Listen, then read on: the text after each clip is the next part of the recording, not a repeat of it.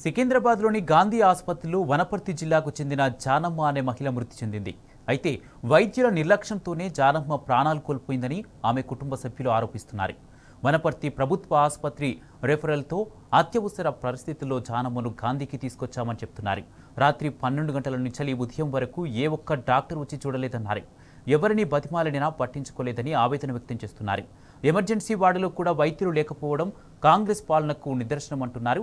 ఇక ఈ మేరకు వైద్యుల తీరును నిరసిస్తూ మృతురాలి కుటుంబ సభ్యులు, బంధువులు గాంధీ ఆసుపత్రి ప్రాంగణంలో ఆందోళన చేపట్టారు. మాకు అదే ఇన్ఫెక్షన్ అయిందని గవర్నమెంట్ హాస్పిటల్ వేస్తే వనపర్తిలో ఈడికి రాసి ఈడికి తీసుకొని వచ్చినాం. మేము ఎమ్మడే అందరం వస్తే ఆడేస్తే ఎమర్జెన్సీ ఉంది పట్టించుకొని సార్ అని సార్ కాళ్ళు పట్టుకుంటే కూడా ఎవరు రాలేదు, పట్టించుకుంటలేరు. ఊపిరి ఇట్లా ఎగేస్తుంది ఆక్సిజన్ పెడితేనే లేరు. 12 గంటలకు వచ్చినాం.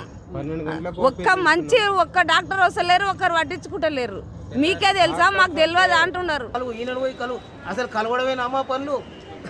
ఓట్ల కోసం వచ్చినప్పుడు, ఇంటి ముందరకు వచ్చినప్పుడు మాత్రం అప్పుడు ఎవరు మాత్రం వీళ్ళని కలు వాళ్ళని కలు అని చెప్తాం మేము.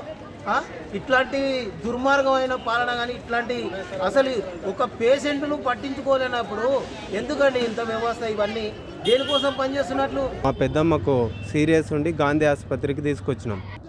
డాక్టర్ అమ్మ ఒక్కరే ఉన్నారు, పేషెంట్ చాలామంది ఉన్నారు. డాక్టర్స్ అవైలబుల్ లేక అక్కడ ఉన్న వాళ్ళు గొడవ పడుతున్నారు డాక్టర్స్ కోసం.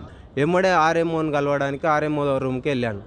ఆర్ఎంఓ రూమ్ దగ్గరికి వెళ్తే అక్కడ ఆర్ఎంఓ రూమ్ దగ్గర ఎవరు మన వార్డ్ బాయ్ ఒక ఆయన ఉన్నాడు, పడుకొని ఉన్నాడు. ఆయన ఆర్ఎంఓని కలవనివ్వలే నన్ను. ఇంతకుముందు ఎప్పుడు కూడా ఏ క్యాబిన్లో చూసినా 4 డాక్టర్స్ ఉండేది. 4 డాక్టర్స్ ఉండేది. ఏ సెక్షన్ వాళ్ళు ఆ సెక్షన్కి ఉండేది. ఇప్పుడు మెడిసిన్ డాక్టర్ ఒక్కరే ఉన్నారు. ఒక్కరు ఇంతమందిని ఎప్పుడు చూస్తారు? ఎమర్జెన్సీలో వచ్చిన వాళ్ళం అంటే అందరికీ ఎమర్జెన్సీ ఉంటుంది, పోయి లైన్లో నిలబడిపో అని అన్నారు. అంబులెన్స్లో తీసుకొని వనపర్తి జిల్లా ఆసుపత్రి నుంచి రెఫరల్ వినా ఇక్కడికి వచ్చినాం మేము. ఎప్పుడు గాంధీ హాస్పిటల్ అంటే బెటర్ ట్రీట్మెంట్ ఉంటుందని వచ్చినాం. కానీ ఇక్కడ ప్రస్తుతానికి ఏంటంటే డాక్టర్స్ అవైలబుల్గా లేనందుకే ఇదంతా జరిగింది, నిర్లక్ష్యం.